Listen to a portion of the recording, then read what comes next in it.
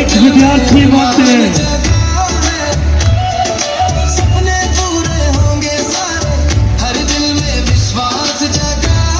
भारत माता की वंदे वंदे वंदे। वाह वाह वाह वाह वाह, तालियां।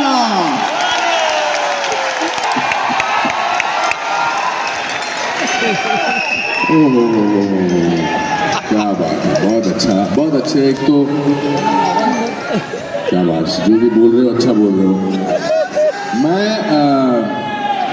यहाँ जब आया सुबह, मैं फ्लाइट से यहाँ पहुँचा तो मैंने सोचा कुछ प्रोग्राम होगा, अच्छा होगा, मगर यहाँ पर आप लोगों का जोश देखकर, चावड़ा साहब आपकी स्पीच सुनकर, सिद्धार्थ जी आपका जोश देखकर, आपके शब्द सुनकर बड़ा अच्छा लगा मुझे। और मुझे लगा कि अब मैं क्या बोलूं, मगर मैं एक नाटक करता हूं, कुछ भी हो सकता है। उसकी शुरू की 3 लाइनें मैं आपके जीवन से जोड़ना चाहता हूं। चावड़ा साहब बता रहे थे कि 25 साल पहले ये व्यापार करते थे, फिर उसके बाद 25 साल की यात्रा में आज आप सिल्वर जुबली मना रहे हैं। तो उस मेरे नाटक की 3 शुरू की लाइनें बहुत इंपॉर्टेंट हैं कि अगर एक लंगोटी वाला आदमी बिना किसी अस्त्र शस्त्र के देश को आजाद करा सकता है तो कुछ भी हो सकता है। एक लड़का 10 साल का 10 किलोमीटर पैदल चलकर, नदी पार करके आगे जाकर वही भारत का प्रधानमंत्री लाल बहादुर शास्त्री बन सकता है तो कुछ भी हो सकता है। और 27 बरस जेल में रहने के बावजूद अगर नेल्सन मंडेला उसी देश का राष्ट्रपति बन सकता है तो कुछ भी हो सकता है। और अगर राबड़ी देवी मुख्यमंत्री बन सकती है तो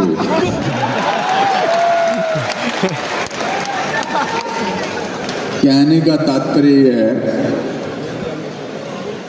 इच्छा शक्ति का होना बहुत जरूरी है, मन की शक्ति का होना बहुत जरूरी है। मैं एक बड़े छोटे से परिवार से आता हूँ, बहुत गरीब परिवार से आता हूँ। मेरे पिताजी क्लर्क थे फॉरेस्ट डिपार्टमेंट में, उनकी तनख्वाह 90 रुपये थी और हमारा 14 लोगों का परिवार था। और इस स्टेज के एक तीसरे रिहाई बस इतनी जगह में हम लोग रहते थे, गरीब थे। पिताजी अकेले कमाते थे। लेट 50s की 1960 1962 की बात है। और 14 लोग थे, ताया जी, ताई जी, दादाजी, दादी जी, और इतनी छोटी सी जगह में रहते थे, पर हम बड़े खुश थे।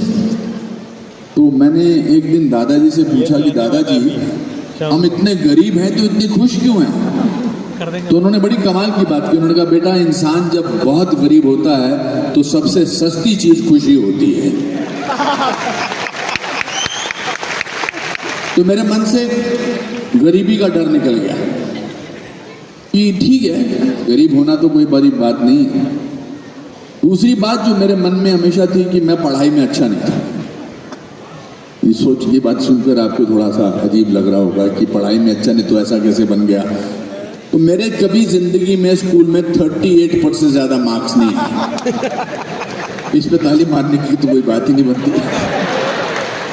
अब मैं आपके साथ एक छोटा सा गेम खेलता हूं कि ऑडियंस में जितने भी लोग हैं उनमें से 50% से ज्यादा जिनके मार्क्स आए हैं वो अपने हाथ ऊपर करिए। हम तो पढ़े लिखे ही नहीं है। ऑलमोस्ट 100%। चावड़ा जी ने हाथ ऊपर किया। 60% से ऊपर है जितने, वो भी हाथ खड़ा करिए। सदाजी आप भी करिए।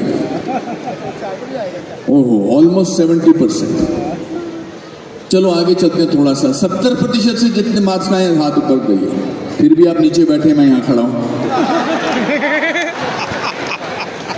तो कुछ तो अच्छा मैंने किया है कि जिसकी वजह से मुझे यहाँ बुलाया गया। इसका मतलब ये नहीं कि मैं आपकी उपलब्धियों की सराहना नहीं कर रहा हूं, पर थोड़ा सा आपसे विपरीत, थोड़ा सा, ज्यादा नहीं, विपरीत सोचता हूं। और वो पैसे को लेकर। पैसा कमाना बहुत जरूरी है सर, बहुत जरूरी है। पैसा कमाने के बाद ही आप पैसा बांट सकते हैं, क्योंकि बिना कमाए कैसे बांट सकते हैं?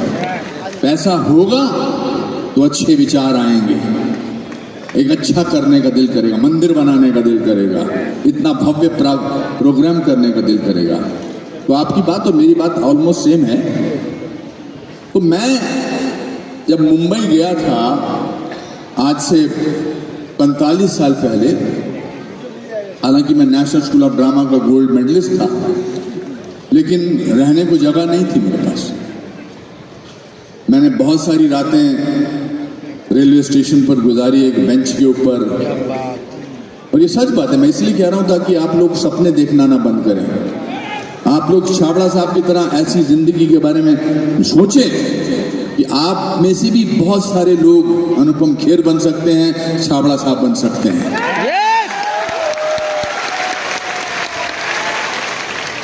तो मैं काम मिल नहीं रहा था उन दिनों, हेयर स्टाइल ज्यादा इंपॉर्टेंट थे और पढ़ा लिखा आदमी था, गोल्ड मेडलिस्ट था ड्रामा स्कूल से, दिल्ली से।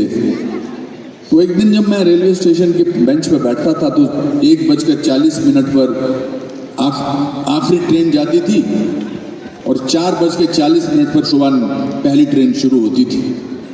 तो मेरे पास सिर्फ वो 3 घंटे होते थे सोने के लिए, क्योंकि पुलिस वाला था, वो बोलता था कि 1:40 के बाद आओ और 4:40 पे उठ जाओ। तो मैंने अपने दादाजी को एक खत लिखा।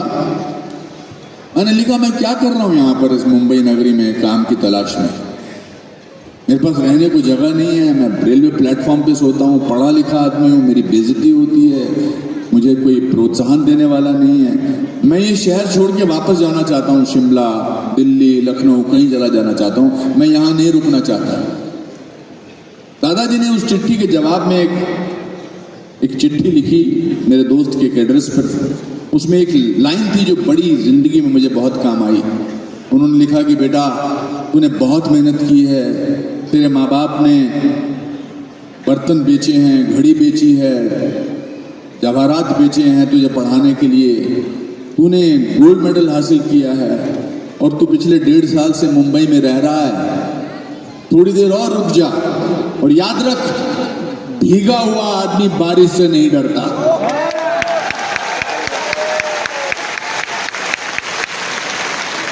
वो लाइन पढ़ के मुझे लगा अब तो दुनिया की कोई ताकत मुझे नहीं रोक सकती।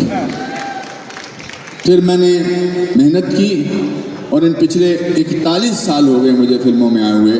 41 साल में अगले हफ्ते मैं अपनी 550वीं फिल्म साइन कर रहा हूं। मैं अपने गुणगान गाने के लिए यहाँ नहीं आया हूं, मैं आपको ये बताने के लिए आया हूं कि सपने देखना बहुत जरूरी है, क्योंकि हर सपना पूरा होता है उसके पीछे सिर्फ आपको मेहनत करनी पड़ती है। आज यहाँ पर आरसीएम के 25 साल पूरे हैं, ये सिर्फ उस वजह से हुए कि आपने एक दिन सपना देखा था कुछ करने का।